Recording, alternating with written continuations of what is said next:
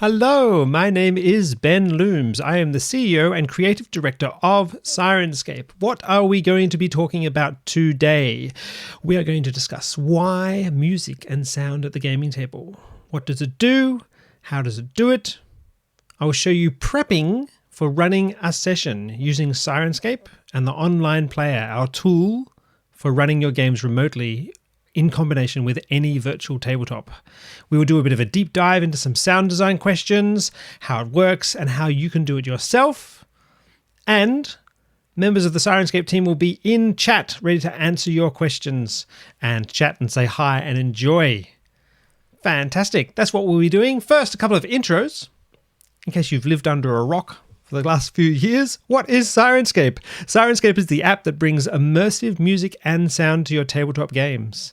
It's not a 15-minute looped recording, but a fully algorithmic, randomized, beautifully generated, completely customizable soundboard, completely ready to go and to be usable in your tabletop games. It's been specifically designed by me, an avid Dungeons & Dragons player, designed for you to use at your table to keep as much attention of that Dungeon Master on the game as possible and to keep the attention of your players on the game as well. It helps to focus emotions and tension and focus the attention on the game so that lots of fun can be had. Awesome. That's Syrinscape. You'll see a lot more of Syrinscape in this talk and a lot of really useful information about how music plays, how music activates emotions, how music and sound trigger feelings of unease and joy and exhilaration and disgust and horror and tension and all that sort of stuff. Awesome. A little bit of intro about me. As I said, my name is Ben Loomes. I started playing Dungeons & Dragons when I was about 10, when I received the red box on holidays at Smith's Lake. Fantastic camping holiday we used to do every single year.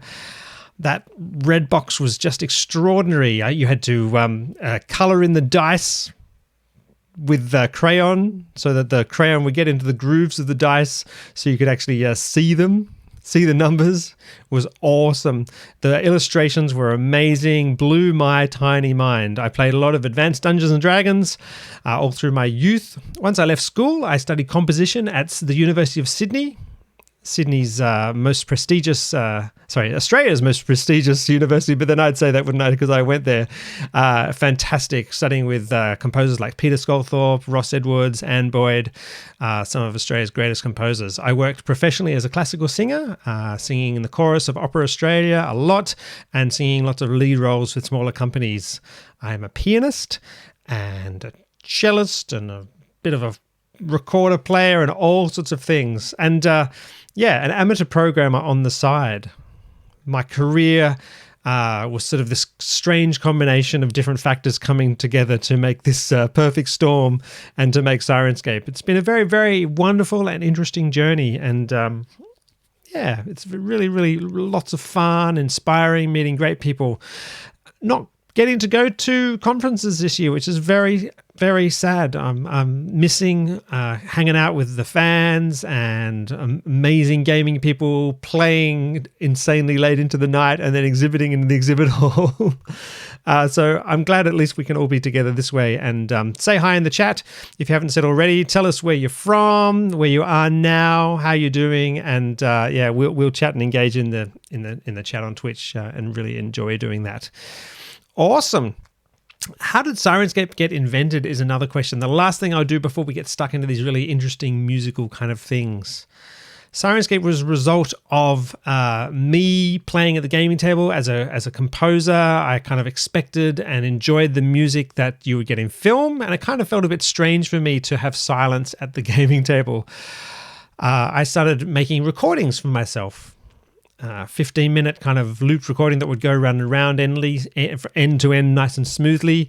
And I would chuck some sounds in there, a bit of music, a bit of atmosphere. And that was all really good, except it was not customizable, so you couldn't turn the rain on if you suddenly decided that it was going to be raining, and you couldn't turn off particular sounds if they were too loud or wrong for a particular scene. But it was all right. It was still doing pretty good jobs until I had a medieval town recording, and my players had started to notice a certain pattern that came around quite regularly in that recording. In fact, they'd been in town negotiating for way longer than they were supposed to about exactly where they were going and how much gold they were going to be paid, like typical players.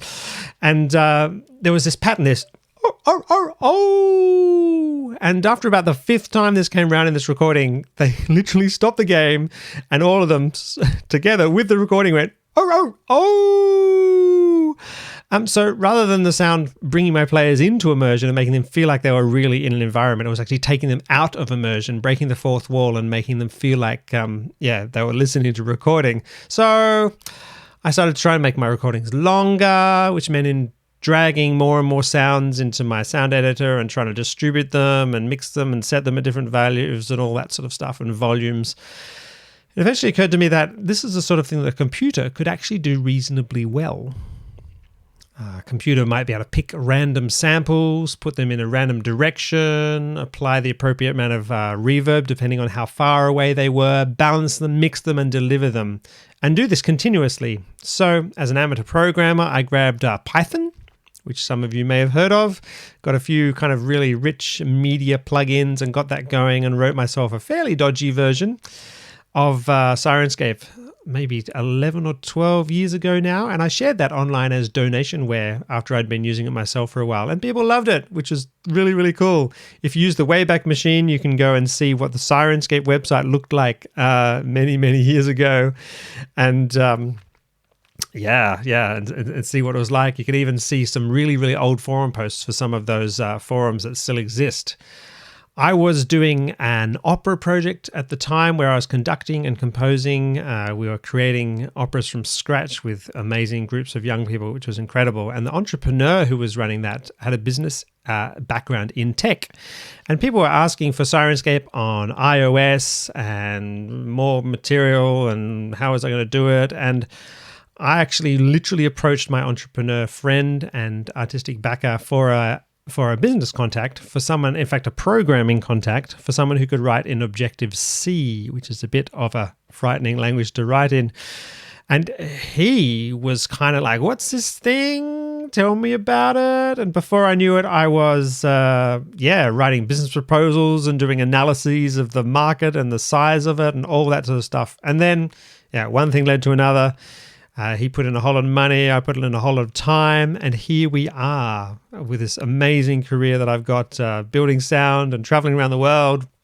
I was to meet all you wonderful people, which was which was amazing, and will be amazing again in the future. But at least we can be together like this. So say hi once again, say hi in the chat, ask questions, and we'll endeavor to answer them as best we can. Cool. So once more, what are we doing today? After all those intros, why music and sound at the gaming table? What does it do? How does it do it? I'll show you a really interesting and cool prep. I'm going to pretend that I have basically completely forgotten to prepare the sounds for the session that I'm going to have to run, and you can watch me do that live in front of you. I'll be talking about sound design, how it works, and how you can do it yourself. And yes, answering questions in the chat. There'll be Syrinscape team people in the chat. I recommend you listen on headphones to this, because then you'll be able to get the full rich experience of Syrinscape's wonderful, wonderful, rich sound. Right, I'm going to pause my Dropbox so I don't end up syncing things and slowing down this. Fantastic. Right, I'm going to go to here, and I'm going to bring up our wonderful music we wrote for the Catan board game. And I'm going to bring up the text of one of my favorite adventures. One of the funnest, fantastic times we had was running Forest Oracle, famous for its excellent boxed text. A group of 7 men approaches. They are following the road east and are making good time, neither tarrying nor running. Their faces are expressionless. One is dressed as a cleric of some sort, and another is dressed as a travelling drummer. The others could be peasants or serfs going from one location to another for harvest season. Each carries some sort of weapon. It is plain they are not soldiers by their haphazard way of walking. They do not seem to be joking loudly or singing as they advance. Excellent. Right, I'm going to bring up this music instead.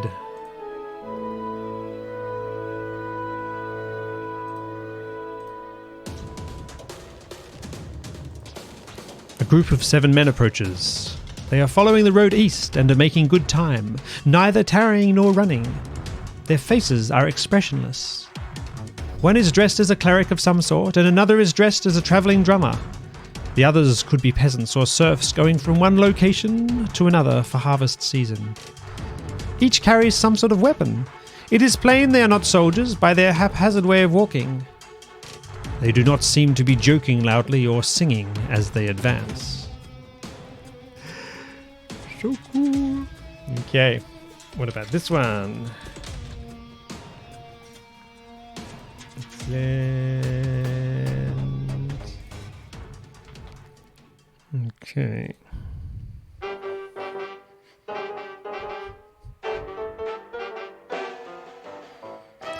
A group of 7 men approaches. They are following the road east and are making good time, neither tarrying nor running. Their faces are expressionless. One is dressed as a cleric of some sort, and another is dressed as a travelling drummer. The others could be peasants or serfs going from one location to another for harvest season. Each carries some sort of weapon. It is plain they are not soldiers by their haphazard way of walking. They do not seem to be joking loudly or singing as they advance. Okay, what about this one?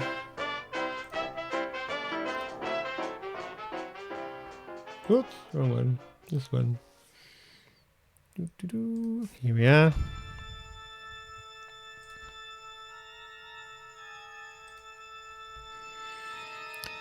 A group of 7 men approaches. They are following the road east and are making good time, neither tarrying nor running. Their faces are expressionless. One is dressed as a cleric of some sort, and another is dressed as a travelling drummer. The others could be peasants or serfs going from one location to another for harvest season. Each carries some sort of weapon. It is plain they are not soldiers by their haphazard way of walking. They do not seem to be joking loudly or singing as they advance.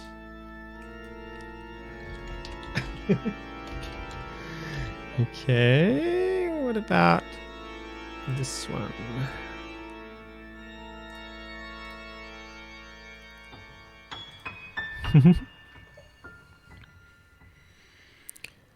A group of 7 men approaches. They are following the road east and are making good time, neither tarrying nor running.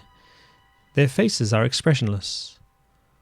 One is dressed as a cleric of some sort, and another is dressed as a travelling drummer. The others could be peasants or serfs going from one location to another for harvest season. Each carries some sort of weapon. It is plain they are not soldiers by their haphazard way of walking.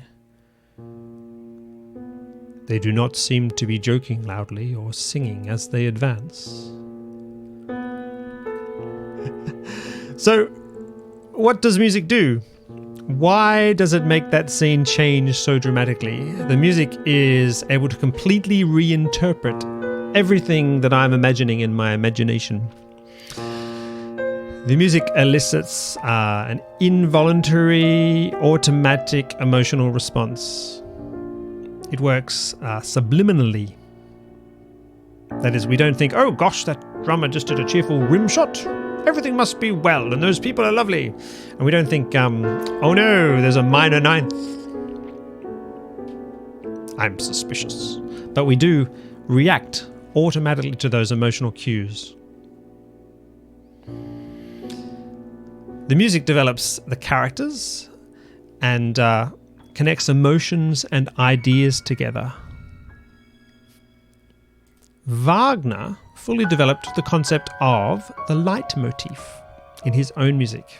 It wasn't his original idea, but he really explored and extended this concept richly in his operas. The leitmotif is a recurrent theme throughout a musical or literary composition associated with a particular person, idea, or situation. So it's recurring, in this case, musical idea that becomes associated with a particular person or an idea or a situation. So, what about this leitmotif?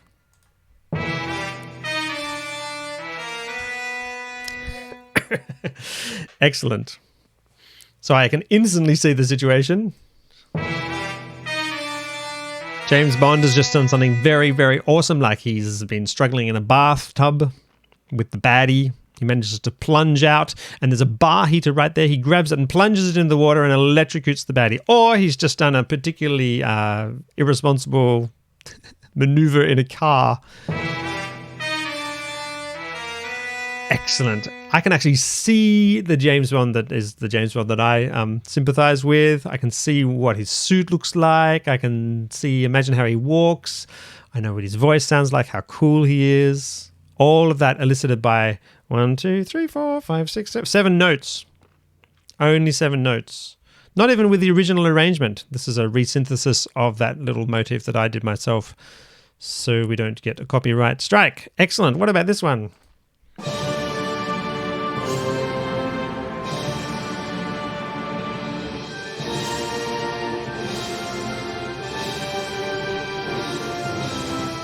Awesome. This says to me brotherhood, loyalty, epic, heroic acts, sort of safety and strength and danger being faced. This leitmotif comes to its full fruition as the Fellowship crests over the top of the mountain as they're leaving Rivendell, I think it is. And of course, they're in slow motion. My PCs always walk in slow motion when they're kind of, returning back to town carrying the head of the ogre or something like that.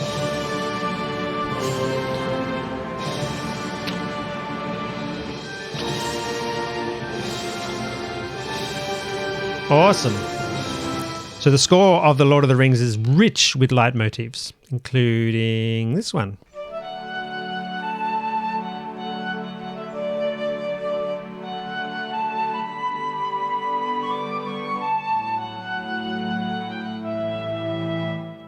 Awesome. That says happiness and good food and everything that's worth saving in life. There's a big chunk of the beginning of the Lord of the Rings films devoted to establishing why everything's being fought for. And the same, actually, in the books themselves. Is little use getting straight into the strife and the monsters and the danger without having some sense that there's something worth fighting for. And this leitmotif is... all the leitmotifs are used extremely interestingly. This one, you may remember, is used at the very end of the film when the two hobbits, Sam and Frodo, are on the side of the mountain and hot lava is trying to fry them. And you just get this leitmotif reappearing in a horrible context with a different orchestration, and it kind of makes you feel longing for the home that they've lost and the comfort that they've lost. And it's quite extraordinary use. So a leitmotif can actually be recontextualized into another setting so that it gains a new layer of meaning, which is super cool. Okay, one more leitmotif.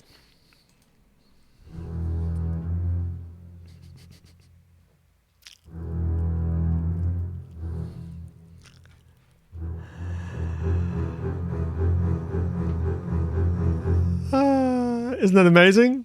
Wow.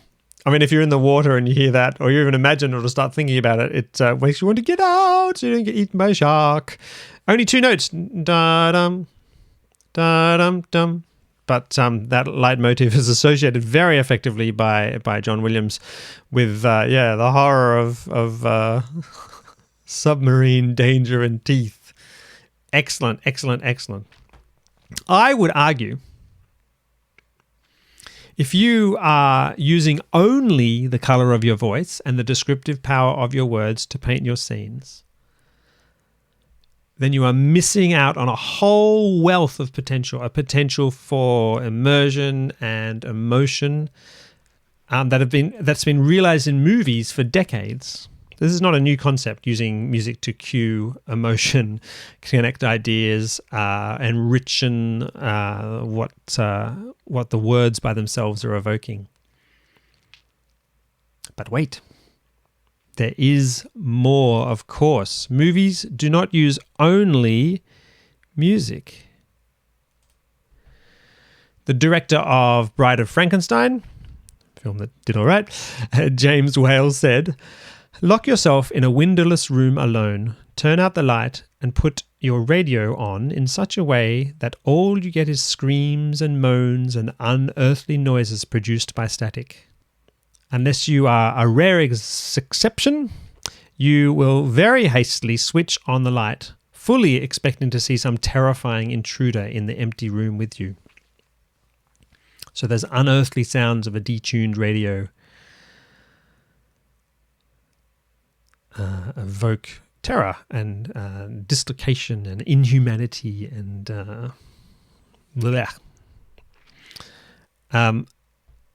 up-and-coming director George Lucas says, "The sound and music are 50% of the entertainment in a movie." Wow, 50%. This is a director who obviously focuses not almost exclusively, but a lot on the image and the way the words are being delivered and the expressions on the actors and the lighting and all this stuff. And he's saying 50% of the entertainment in a movie is the sound and music. That's a pretty heavy claim, isn't it? Remember to be asking questions in the chat. There's Syrinscape people there and friendly people hanging out who can discuss this stuff. Say hi, let us know how you are, let us know where you are, and yeah, ask questions and share your ideas as well. Right. Sounds can also elicit responses too. So I've argued that, and now I'm going to prove it. I'm going to bring up the Syrinscape element library. So here we are. Here's a Red Dragon Roar already available.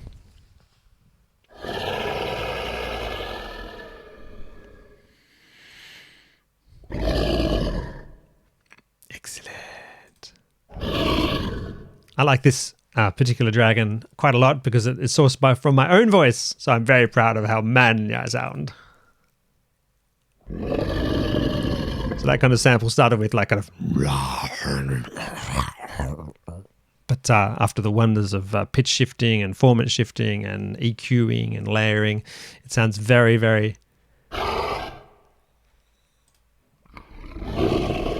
epic indeed. Right, any large larynxed creature.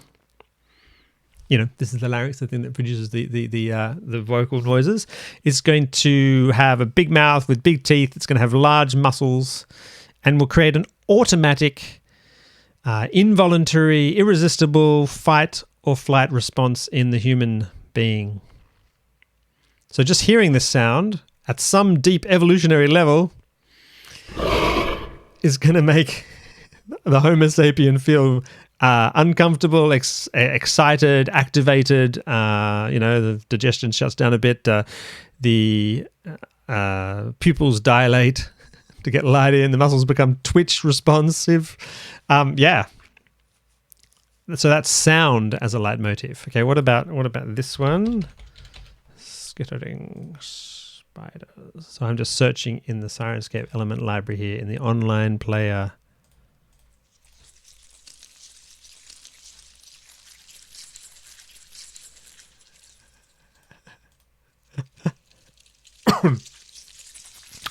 Yes. Not big things this time, but tiny little things. Tiny little hairy things that get up inside your clothing, and if you're in Australia, they almost certainly kill you. Once again, a irresistible reaction. Especially with headphones. Stick on headphones if you're listening and you haven't got them yet. What about this one?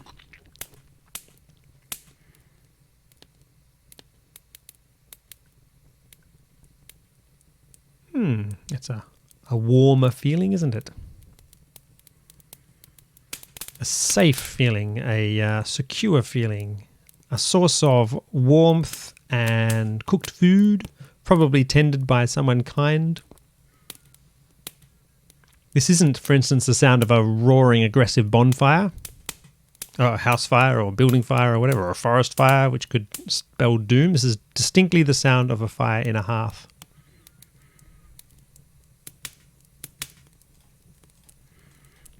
Okay. What about this one?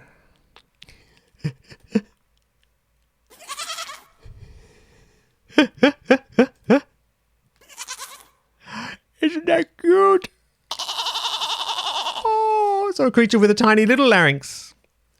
It couldn't hurt you, really. I mean, it could probably hurt your washing if it got into that. So it makes you smile, doesn't it? It makes you feel amused, makes you feel tender and like you want to care for it. Involuntarily, yeah? It just happens automatically. Yeah, what about this? I love this one.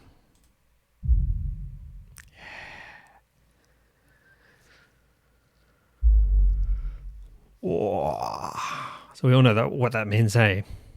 Something very big, quite a long way away, probably coming this way. If you've seen Jurassic Park, then it's a T-Rex, and you can even imagine, it brings to mind the image for me automatically of that glass of water in the plastic cup with the vibration rings showing on it. Terrible things. And one more. So that sound could almost happen subliminally, pretty easily, and automatically the players, as well as the player characters, would be ill at ease and expecting calamity. What about this one?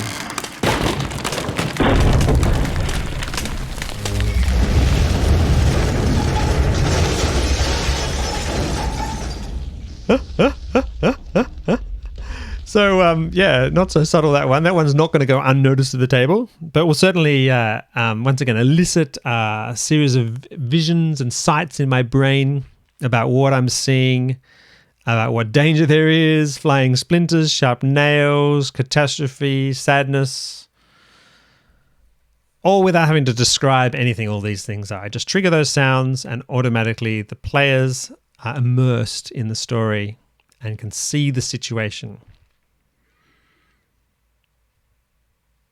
Cool. Right. Just a couple more. Whoops. Okay, right. When you come to cast Fireball, just imagine this. You come down to your turn as a player. You say, okay, I cast Fireball. Hang on. I'll just grab my dice. And people are like, yeah, good. It'll be good. It'll be good to cast Fireball. Just hang on. I'll grab some dice. Excellent. That's I'm adding up 11, 15, 17 hit points damage for a failed save. Or I can do that same thing. I cast Fireball and either Dungeon Master just quickly brings it up in the element library or the player triggers their shortcut link that the Dungeon Master has given to them. So I guess I don't even have to say I cast Fireball. I just touch that while I collect my dice.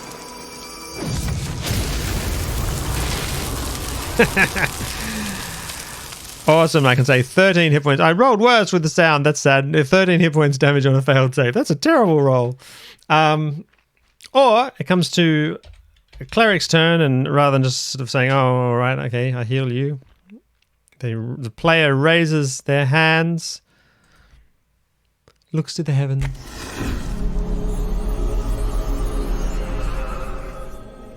and everyone knows that they're going to be healed.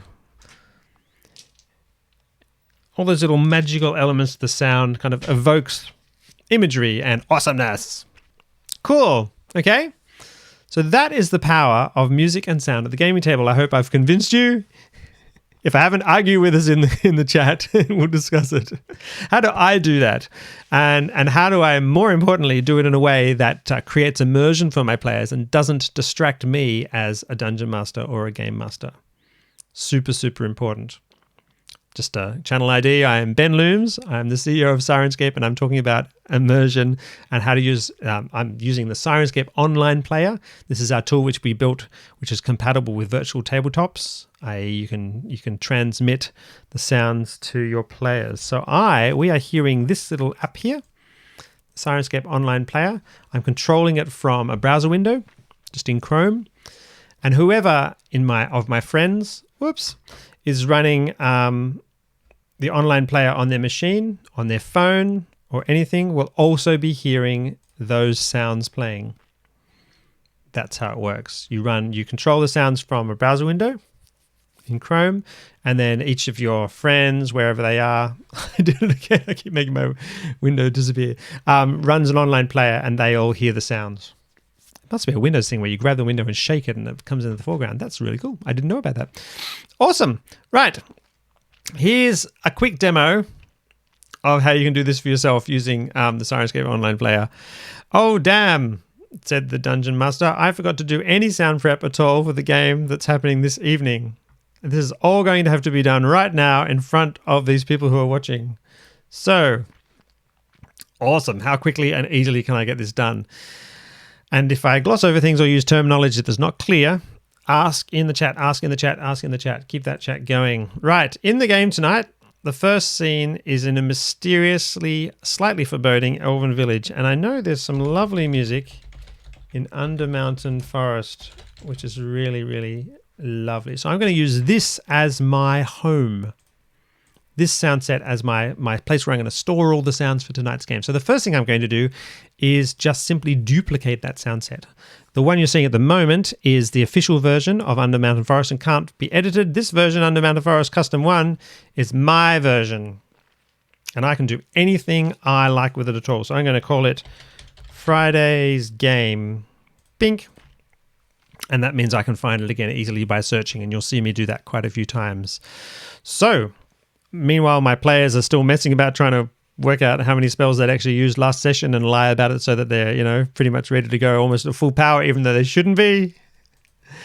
So while they're doing that and messing about or even reconstructing their characters because they've forgotten to bring their character sheet completely, I'm going to search for some things to add into this because it's not quite complete yet. I've been playing Dragon Heist recently, and I happen to have noted the name of the battle music, which is in that, which is very, very, very cool. D&D battle music it was called.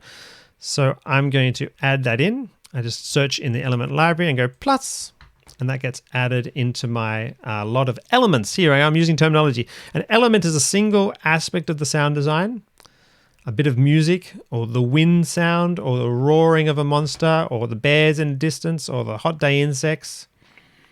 Okay, that's what an element is, and I just added myself some cool Dungeons & Dragons music.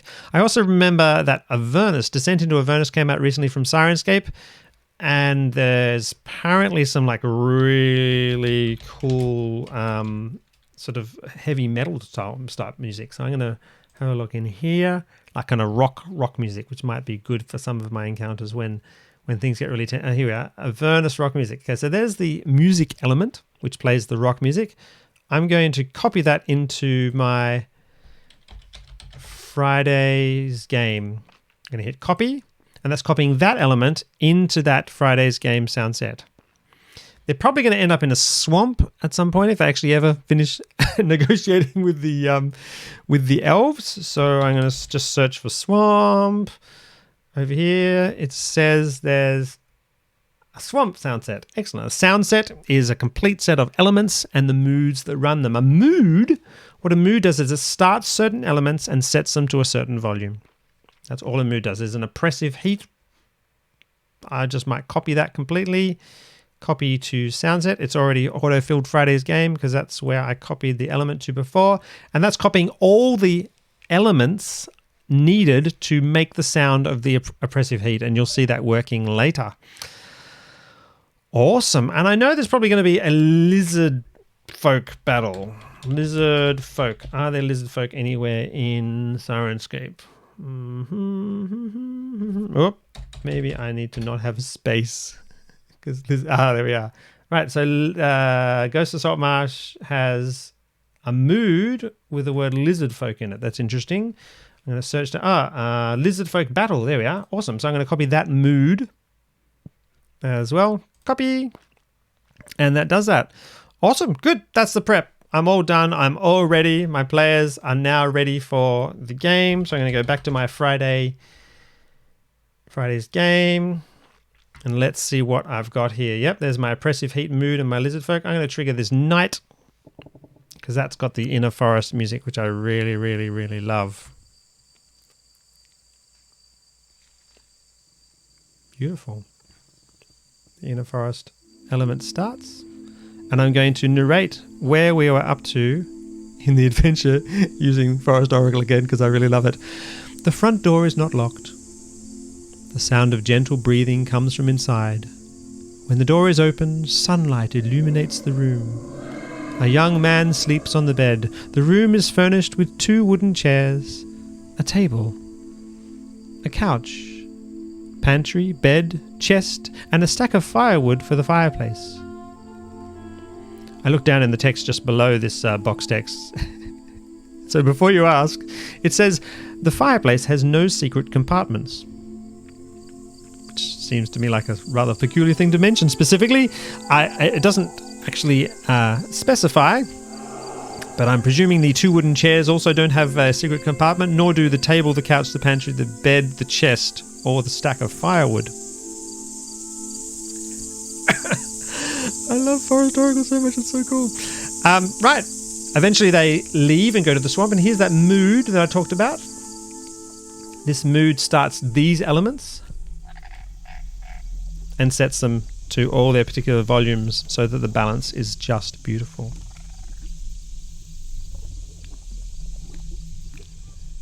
The party starts discussing splitting the party, and the sorcerer says, I'm going to cast message.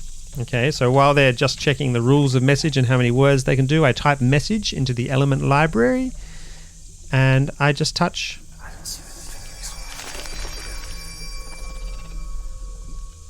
Beautiful. What message do you send? He says, he sends the message, don't split the party or the DM will hate us. Right. I do hate them, and I tell them that you're attacked by lizard folk, so I just trigger that, and that starts all the elements required for the lizard folk battle, and I'm going to add in my awesome D&D battle music.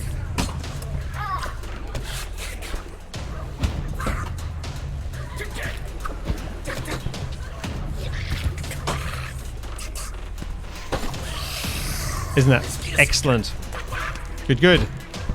I remember there are bugbears as well. The bugbear overlords are controlling the lizard folk, I forgot. So I'm going to type in bugbear, and I'm going to turn on battle cries and hoots and hisses and curses and more curses. Excellent. So I've got those things running just from wherever I started them.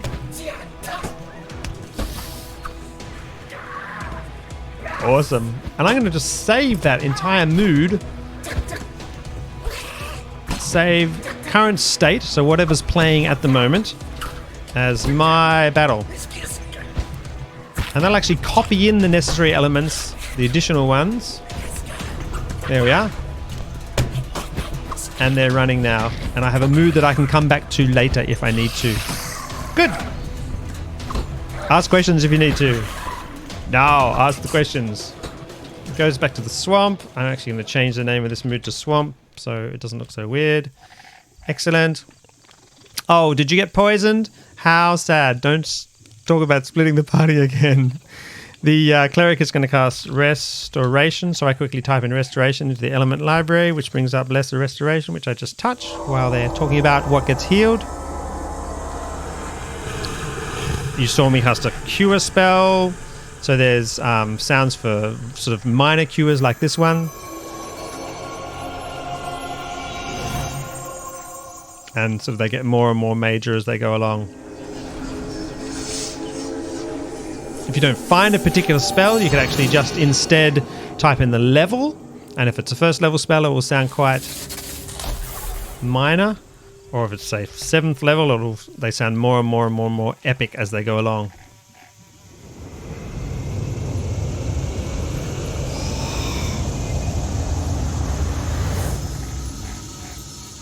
Excellent. This is all happening live. Obviously spread out quite a lot more than I'm having to do, but you'll see how little attention it actually takes. Okay, the PCs finally reach the home base of the lizard folk, and they attack with almost no distant planning of any kind. So I trigger my mood from before, my battle, and that restarts that music. I'm going to turn off this music and turn on instead the awesome Avernus rock music, which is so cool. And this time I'm going to add in a green dragon because it serves them right. There's a breath weapon one-shot, which I can trigger when it breathes. And that green dragon roar. Okay, so I'm going to start those. There's green dragon roar.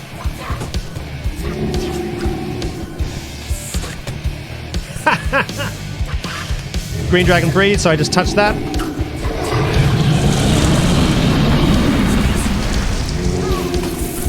Awesome, that kills one of the PCs. So I'm going to trigger a Wilhelm scream. One of them rolls a 1 on their death save. So it's that trombone. But eventually, will we let them succeed? I'm going to push the swamp sound again and trigger a victory sting for them.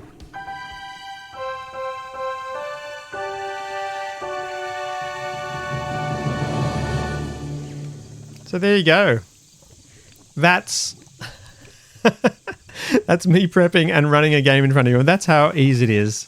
And I made that tool for me, so it would be easy for me, and so I could concentrate quickly and easily find the things I need. And yeah, look, we're working on making search and things like that even smoother and finding things and organizing things. Awesome. Ask questions now in the chat. Meanwhile, I'm going to answer some of the questions that people have asked in the past when I do this seminar. So yeah, can I use Syrinscape in my stream is one of the questions that people ask frequently. Yes, we made Syrinscape specifically available to people making podcasts and YouTube videos and streams on Twitch. It's all original content or Creative Commons attribution samples, some of them. If you go to our FAQ page, search for Syrinscape FAQ, you'll be able to find all the info you need specifically about getting started with us. And we love to connect with people who are streaming and using Syrinscape. And yeah, we love sharing tweets and things and giving your program a boost when we are able. Yes. Who needs to pay to run a remote game is another question, which is very, very important. Right. To unlock remote play, the Dungeon Master needs a Super Siren subscription, and the players just need a normal registered account and they don't need to pay anything at all. How do I get started if I am interested is another very important question. How do I get started? What do you need to do now? If you're interested in giving Syrinscape a go, just go to the Syrinscape.com website and download the Fantasy Player, which is kind of an offline version. You can download content with the internet and then play it without the internet later. You don't even have to actually register an account or anything to use that. You can just say, not now, don't even sign in, and that comes with 10 free sound sets. The Red Dragon that you heard, a medieval town, the Bugbear Battle that you saw me using, storm sounds with lovely thunder and rain. So very, very useful. There's also the Sci-Fi Player, which you can also use without registering at all, and it comes with 10 free sound sets as well, including some really, really cool cyberpunk content. So yes, once you've done that, then you can buy content one by one. So you could buy the Swamp sound set and use that at your table. And then, yeah, there's subscription levels to unlock the entire back catalog. The Super Sirens subscription gives you access to everything Syrinscape. And what's cool with the Syrinscape subscription, which is not quite normal, is that everything that is released newly and freshly during the period of your active subscription, you actually gain permanent ownership of as if you've just bought it. So if we release the Swamp Sound set while you're a subscriber, you now own it. So if for some reason you have to stop your subscription, you're not left without any content at all, but you're left with a lovely library of stuff you collected during your active sub. Cool. We have licenses with Dungeons and Dragons, Pathfinder, Starfinder, Cyberpunk Red, Call of Cthulhu. The Cthulhu stuff is super, super, super cool. Yeah, it's wonderful to be supporting the Dungeons and Dragons adventures, including Dragon Heist, Ghost of Saltmarsh, Dungeon of the Mad Mage. I can talk about Rime of the Frost Maiden, and there's some really, really other cool content coming soon as well. Yes, keep asking questions. I'm just about running out of time. It was lovely to spend this time with you. Thank you for being with us. I'm going to play some random content and enter the chat.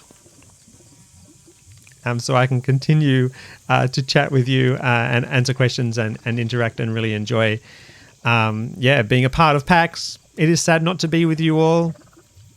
Last PAX Unplugged in Philadelphia, I played the game 10 Candles.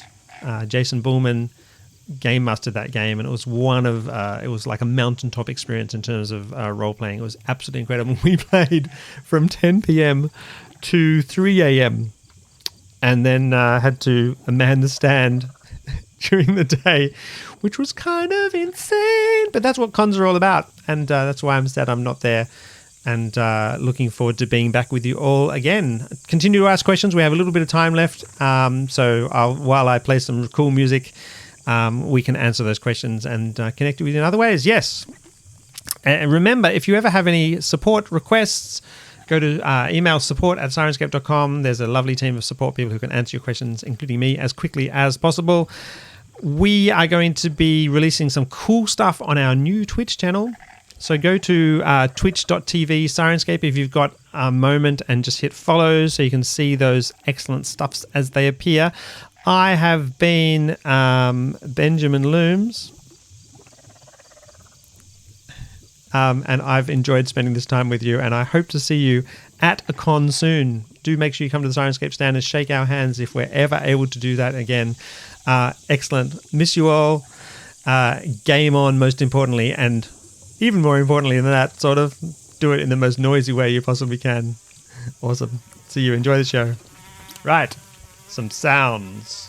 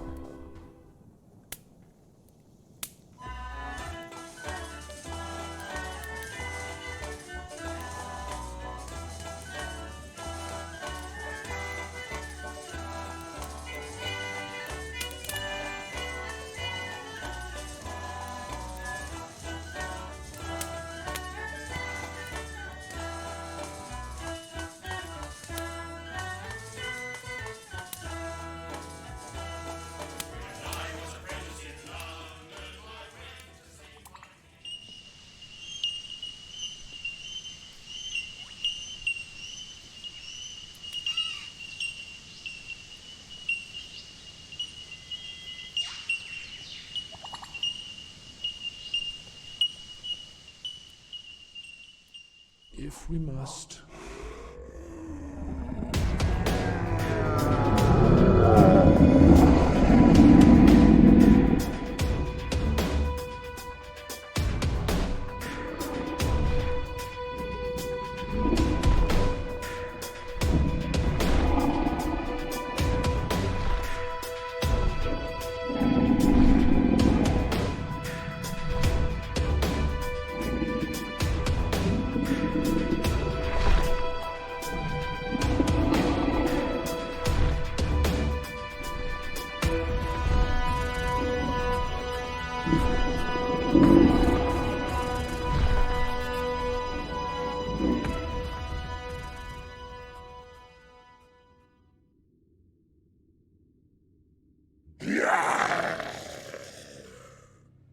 Welcome.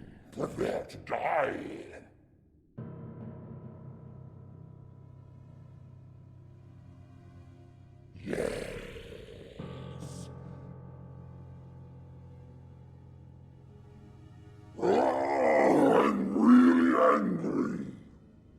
Funny, I don't feel any stronger.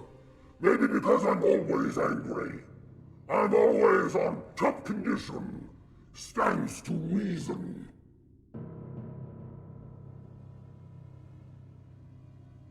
I'm a monster. Are you going to try to kill me? Didn't think so.